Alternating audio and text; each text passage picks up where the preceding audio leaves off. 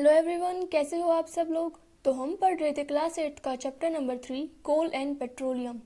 तो इससे पहले वाली वीडियो के अंदर हमने पेट्रोलियम के बारे में पढ़ा था। तो आज की वीडियो के अंदर हम बात करने वाले हैं वेरियस कॉन्स्टिट्यूएंट्स ऑफ पेट्रोलियम। कि जो पेट्रोलियम होता है उसके अंदर बहुत सारे कॉन्स्टिट्यूएंट्स होते हैं, बहुत सारे उसके टाइप्स होते हैं, यू कैन से पार्ट्स होते हैं। पेट्रोलियम के अंदर सिर्फ पेट्रोल नहीं होता, उसके अंदर और बाकी भी चीज़ें होती हैं। जैसे कि एक चीज़ होती है एलपीजी, जिसको आप लिक्विफाइड पेट्रोलियम गैस भी कहते हो। सो ये पेट्रोलियम गैस होती है जो कि लिक्विफाइड कर दी जाती है। So petroleum gas in liquid form को हम एलपीजी बोलते हैं। और एलपीजी आपने सुना होगा, इसको आप ज़्यादातर अपने घरों में यूज़ करते हैं, गैस सिलेंडर्स में यूज़ करते हैं। एज ए फ्यूल ये यूज़ होता है। तो fuel for home and industries, तो हम अपने होम्स में और इंडस्ट्रीज़ के अंदर एलपीजी को एक फ्यूल की तरह यूज़ करते हैं। इसका दूसरा पार्ट है पेट्रोल। पेट्रोल तो आप जानते ही होंगे, जो हमारे लाइट व्हीकल्स होते हैं, जो हल्के व्हीकल्स होते हैं, जैसे कि बाइक, स्कूटर और बाकी जो कार्स होती हैं वो, तो उनके अंदर पेट्रोल फ्यूल की तरह यूज़ होता है। So it is used as a motor fuel, aviation fuel. Aviation का मतलब होता है जो एरोप्लेन्स वगैरह में यूज़ होता है, उनके अंदर पेट्रोल का थोड़ा सा डाइवर्स रूप यूज़ होता है। And solvent for dry cleaning, तो आपने सुना होगा कि जो ड्राई क्लीनिंग हम करवाते हैं उसके अंदर हम पेट्रोल से ड्राई क्लीनिंग करते हैं। सो पेट्रोल हम ड्राई क्लीनिंग के लिए भी यूज़ करते हैं। सो पेट्रोल एक बहुत ही इम्पोर्टेंट हमारा फॉसिल फ्यूल है, जिसको हम बहुत सारी जगह पर यूज़ करते हैं। इसका अगला पार्ट है केरोसिन। तो केरोसिन अगेन एक फ्यूल है। So it is a fuel for stoves, lamps and for jet aircrafts.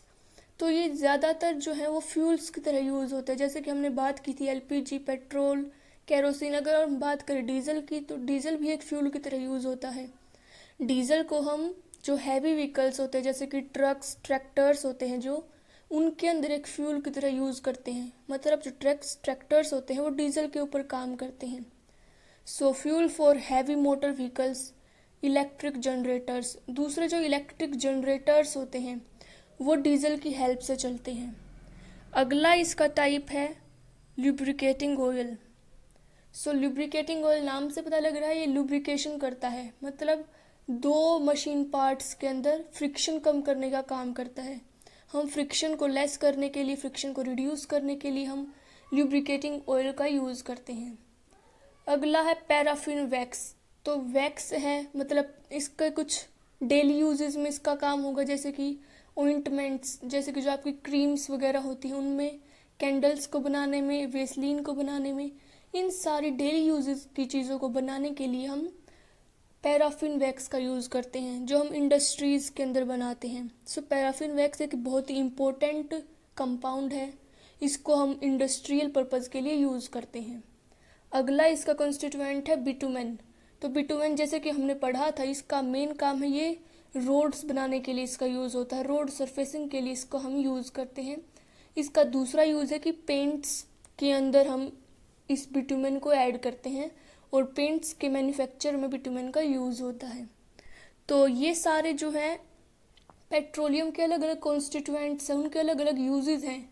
इससे पहले हमने कोल के भी अलग अलग कॉन्स्टिट्यूएंट्स के बारे में पढ़ा था, अगर आपको याद हो तो उसके अंदर हमने बहुत सारी चीज़ों के बारे में पढ़ा था, जैसे कि कोल टार, कोक, कोल गैस, इन सारे के अलग अलग यूजेस भी थे। तो ठीक वैसे ही जो पेट्रोलियम है उसके अलग अलग कॉन्स्टिट्यूएंट्स हैं और उन सब के अपने अपने यूजेस हैं।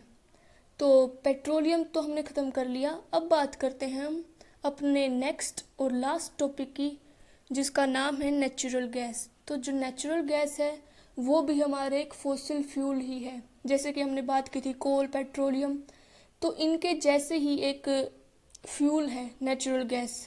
सो natural gas is a very important fossil fuel because it is easy to transport through pipes. अगर आप ध्यान देंगे, जो कोल है उसको हमने ज़्यादातर सॉलिड फॉर्म में देखा है, पेट्रोलियम के अंदर हम ज़्यादातर ऑयल्स की बात करते हैं, ऐसे आप याद रख सकते हो। और नेचुरल गैस गैस की फॉर्म में है। सो गैसेस जो चीज़ें होती हैं उनको हम इजीली ट्रांसपोर्ट कर सकते हैं, पाइप्स की हेल्प से हम उनको इजीली एक जगह से दूसरी जगह पर लेके जा सकते हैं। सो ये सबसे इम्पोर्टेंट फॉसिल फ्यूल है, क्योंकि इसको कैरी करना बहुत ही आसान है। So natural gas is stored under high pressure as compressed natural gas. तो हमने पेट्रोलियम के अंदर एलपीजी के बारे में पढ़ा और नेचुरल गैस के अंदर हम सीएनजी के बारे में पढ़ेंगे। तो सीएनजी क्या होती है? सीएनजी होती है कंप्रेस्ड नेचुरल गैस। इसकी फुल फॉर्म है ये, मतलब जब हम किसी नेचुरल गैस को हाई प्रेशर के अंदर स्टोर कर दें। हम इसको आप कंफ्यूज मत करना लिक्विफाइड पेट्रोलियम गैस से, क्योंकि हम सीएनजी को कितना भी कंप्रेस कर ले हम उसको लिक्विड फॉर्म में नहीं लेके आ सकते, उसको हम लिक्विड फॉर्म में नहीं लाते हैं। सो कंप्रेस्ड नेचुरल गैस गैस की फॉर्म में ही होती है, लेकिन वो कंप्रेस्ड होती है, थोड़ी सी उसको हाई प्रेशर से ट्रीट किया जाता है। So CNG is used for power generation. तो सीएनजी को हम पावर जनरेशन के लिए यूज़ करते हैं। सीएनजी को हम फ्यूल की तरह भी यूज़ करते हैं। आपने बहुत सारे ऐसे व्हीकल्स देखे होंगे जिनके अंदर सीएनजी यूज़ होती है, सीएनजी एक फ्यूल की तरह यूज़ होती है, क्योंकि सीएनजी जो है एक क्लीनर फ्यूल है, इससे कम पोल्यूशन होता है, इसीलिए इसको ज़्यादा अडोप्ट किया जा रहा है। It is now being used as a fuel for transport vehicle. जैसे कि मैंने बताया, ट्रांसपोर्ट व्हीकल्स के अंदर हम सीएनजी को भी यूज़ करने लगे हैं, क्योंकि ये एक क्लीनर फ्यूल है, इससे पोल्यूशन कम होता है। The great advantage of CNG is that it can be used directly for burning in homes and factories where it can be supplied through pipes। तो जैसे कि हमने बात की थी, जो नेचुरल गैस है वो हमारा एक इम्पोर्टेंट फॉसिल फ्यूल इसीलिए है क्योंकि हम उसको इजीली कैरी कर सकते हैं। तो सीएनजी को भी हम इजीली सिलेंडर्स में भर के आसानी से कहीं से भी लेकर जा सकते हैं।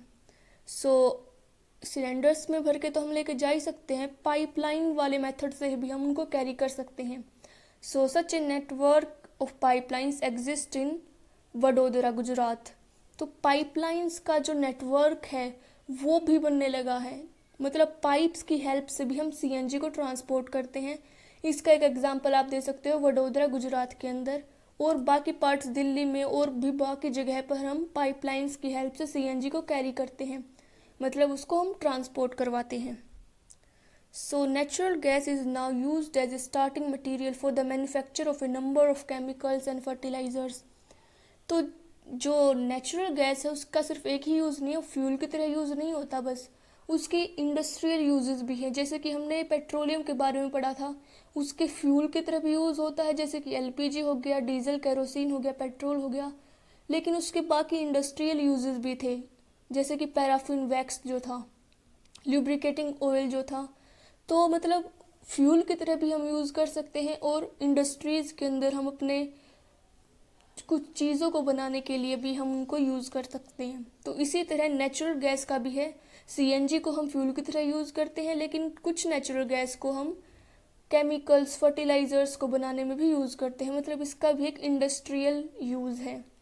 सो India has a vast reserves of natural gas.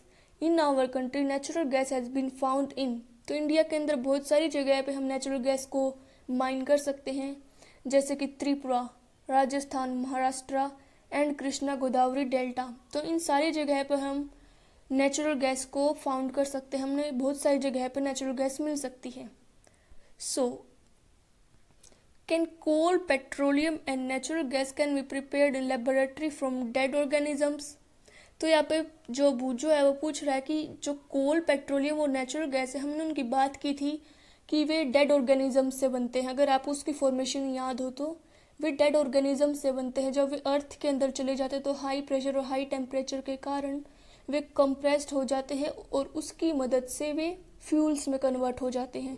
तो बूझो पूछ रहा है, अगर हम सेम कंडीशंस अगर हम लेबोरेटरी में प्रोवाइड कर दें, हम डेड ऑर्गेनिज्म से क्या हम वो बना सकते हैं, कोल बना सकते हैं, पेट्रोलियम बना सकते हैं, नेचुरल गैस बना सकते हैं? तो आप सोच के बताइए कि हम ऐसा कर सकते हैं? नाउ जो पहेली है वो इसका आंसर देती है, no, their formation is a very slow process and conditions for their formation can not be created in the laboratory.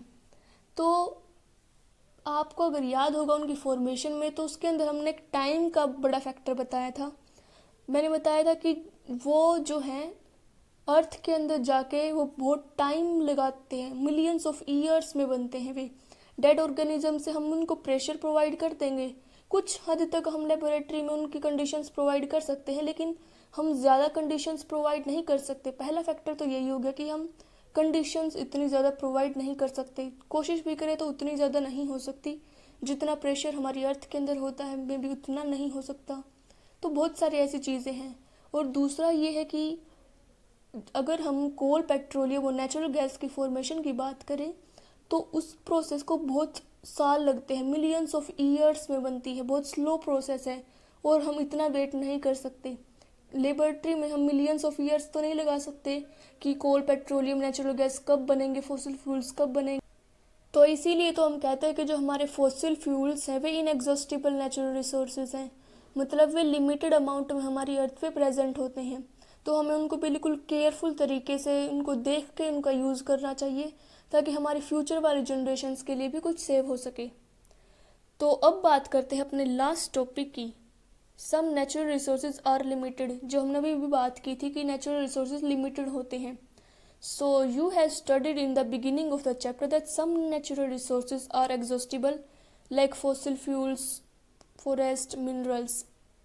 तो हमने बात की थी कि कुछ रिसोर्सेज होते हैं जो एग्जॉस्टिबल होते हैं। एग्जॉस्ट का मतलब जो ख़त्म हो जाए। तो नेचुरल रिसोर्सेज जो होते हैं वे हम दो कैटेगरीज में क्लासिफाई करते हैं, एक इनएग्जॉस्टिबल और दूसरा एग्जॉस्टिबल। तो अगर मैं इनके डिफरेंस की बात करूँ तो इनएग्जॉस्टिबल नेचुरल रिसोर्सेज वे होते हैं जो कि ख़त्म नहीं होते। तो मैंने पीछे गलती से इनएग्जॉस्टिबल बोल दिया था कि ये फॉसिल फ्यूल्स इनएग्जॉस्टिबल है, लेकिन सॉरी वो एग्जॉस्टिबल में आता है। एग्जॉस्ट वर्ड का मतलब होता है जो कि चीज़ ख़त्म हो जाए। एग्जॉस्ट का मतलब है टू फिनिश समथिंग। तो एग्जॉस्टिबल नेचुरल रिसोर्सेज वे रिसोर्सेज होते हैं जो कुछ टाइम बाद ख़त्म हो जाते हैं, वे लिमिटेड अमाउंट में हमारी अर्थ पे प्रेजेंट होते हैं। लेकिन इनएग्जॉस्टिबल नेचुरल रिसोर्सेज वे होते हैं जो कि अनलिमिटेड अमाउंट में हमारे इन्वायरमेंट में प्रेजेंट होते हैं, जैसे कि सनलाइट। सनलाइट एक अच्छा एग्जांपल है इनएग्जॉस्टिबल नेचुरल रिसोर्स का। और एग्जॉस्टिबल नेचुरल रिसोर्स के अंदर फॉसिल फ्यूल्स आ गए, फॉरेस्ट आ गए, मिनरल्स आ गए। तो ये सारे हो गए एग्जॉस्टिबल नेचुरल रिसोर्सेज के एग्जांपल्स। तो हमारे जो फॉसिल फ्यूल्स जिनके बारे में हमने अभी बात की थी, कोल, पेट्रोलियम, नेचुरल गैस, वे एग्जॉस्टिबल नेचुरल रिसोर्स है, मतलब कुछ टाइम बाद वे ख़त्म हो जाएंगे। So you know that coal and petroleum are fossil fuels. It requires the dead organisms millions of years to get converted into these fuels.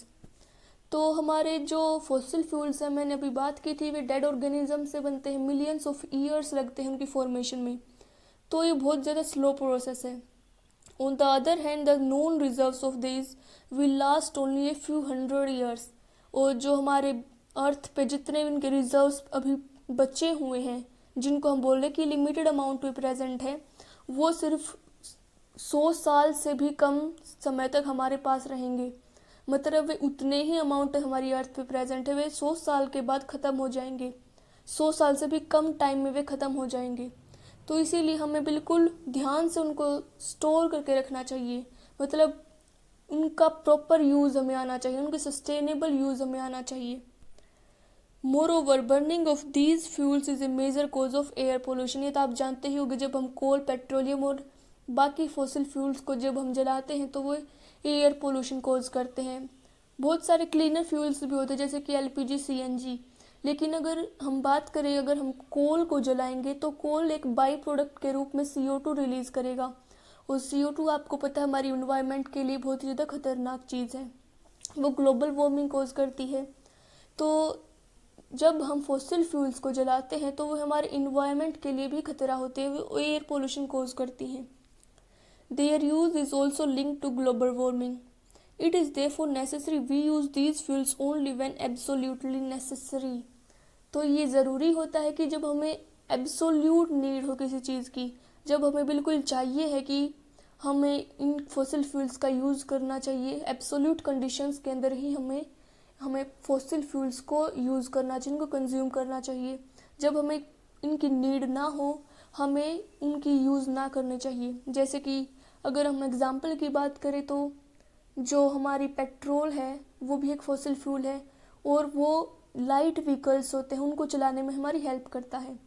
तो अगर आपको कहीं जाना है और आपको ज़्यादा ज़रूरी ना हो जाना, या फिर आप पैदल जा सकते हो, थोड़ी दूर तक आपको जाना है और बाइक पे ना जाके अगर आप पैदल जाएंगे तो वो हमारे फॉसिल फ्यूल्स को बचाएगा। तो आगे ऐसे बहुत सारी चीज़ें हैं, बहुत सारे टिप्स आपको दिए गए हैं कि जिनकी हेल्प से हम अपने फॉसिल फ्यूल्स को कंज्यूम करने से बच सकते हैं।